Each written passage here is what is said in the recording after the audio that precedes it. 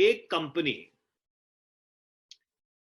को ये ठेका दिया गया कि चीन से 5 लाख टेस्ट किट्स खरीदे। वो ठेका या वो कॉन्ट्रैक्ट आईसीएमआर के कहने पर दिया गया। अब जो चीन से टेस्ट किट्स इंपोर्ट की गई, उनकी कीमत बनती है 245 रुपए पर टेस्ट किट। क्योंकि 5 लाख टेस्ट किट्स का ठेका था, तो इसकी पूरी कीमत बनती है 12 करोड़ और 25 लाख रुपए। तो जिन महाशय ने इसको चीन से आयात किया, उन्होंने एक दूसरी कंपनी को ये जो 5 लाख टेस्ट किट्स हैं वो 21 करोड़ रुपए की बेची। तो मैं दोबारा से दोहराना चाहता हूं कि आईसीएमआर ने ठेका दिया 5 लाख टेस्ट किट खरीदने का। वो 5 लाख टेस्ट किट चीन से आयात करनी थी, आयात हुई, और एक टेस्ट किट की कीमत लैंडेड कॉस्ट जीएसटी के समेत 245 रुपए पड़ती थी।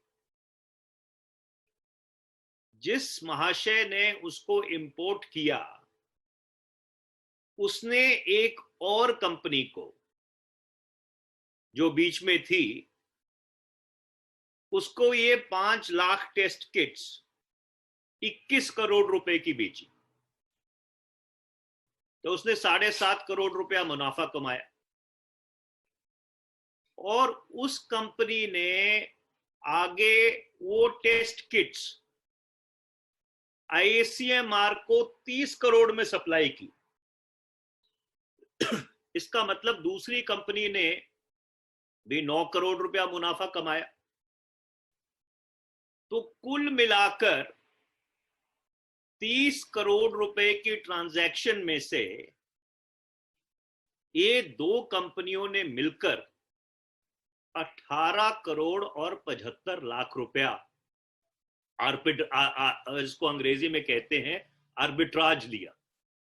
मतलब 100% से भी ज्यादा मुनाफा ये कंपनियां आईसीएमआर को जो टेस्ट किट सप्लाई हो रही हैं उसमें कमा रही हैं।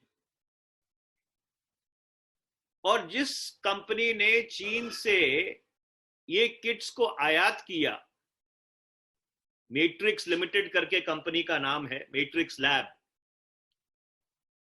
वही कंपनी तमिलनाडु सरकार को वही किट 400 रुपए में सप्लाई कर रही है। मतलब आईसीएमआर को 600 रुपए में, तमिलनाडु सरकार ने 50,000 किट्स का ऑर्डर दिया था, उनको 400 रुपए में।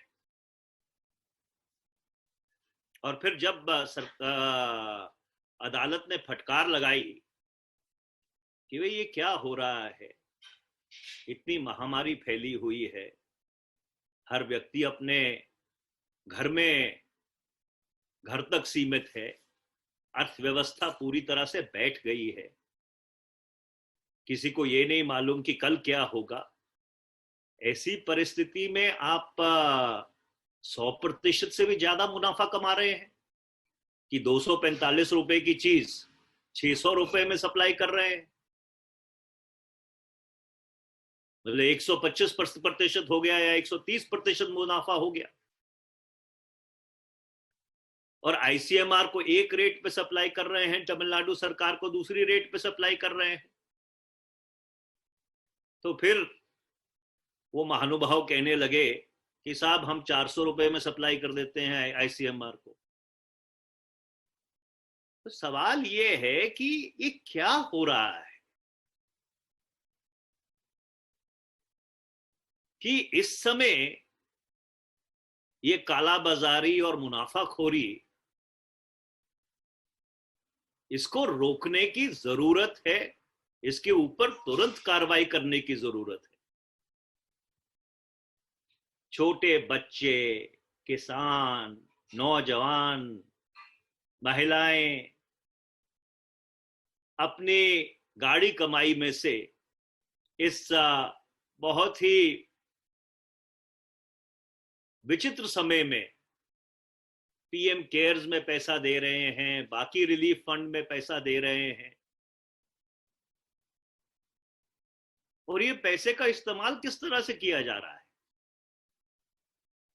आप सोचिए कि 18 करोड़ 75 लाख रुपए में कितनी और किट्स प्रोक्योर हो सकती थी। कल मैंने ये बात कही कि देश के पास सिर्फ 3 लाख आरएनए किट्स, एक हफ्ते की सप्लाई बाकी है, और इसीलिए टेस्टिंग कम है। अब ये समझ आ रहा है कि इसकी खरीद में किस तरह से कथाकथित धांधली हो रही है। तो हम सरकार से ये मांग करना चाहते हैं कि इस मामले की तुरंत जांच होनी चाहिए, और इस प्राकृतिक आपदा के समय, एपिडेमिक के समय, पैंडेमिक के समय ये जो मुनाफाखोरी हो रही है, इस पे तुरंत रोक लगनी चाहिए। और जितनी इंपोर्ट हुई है पिछले 1 महीने में, जब से लॉकडाउन शुरू हुआ है, उस सारी इंपोर्ट के जो सारे दस्तावेज हैं उनको तुरंत सार्वजनिक किया जाना चाहिए कि किस रेट पे उस कंपनी ने इंपोर्ट किया है और किस रेट पे सरकारों ने वो चीज खरीदी है। क्योंकि समाज को भी ये पता लगना चाहिए कि ये कौन ऐसे लोग हैं जो इस महामारी के समय मुनाफाखोरी कर रहे हैं।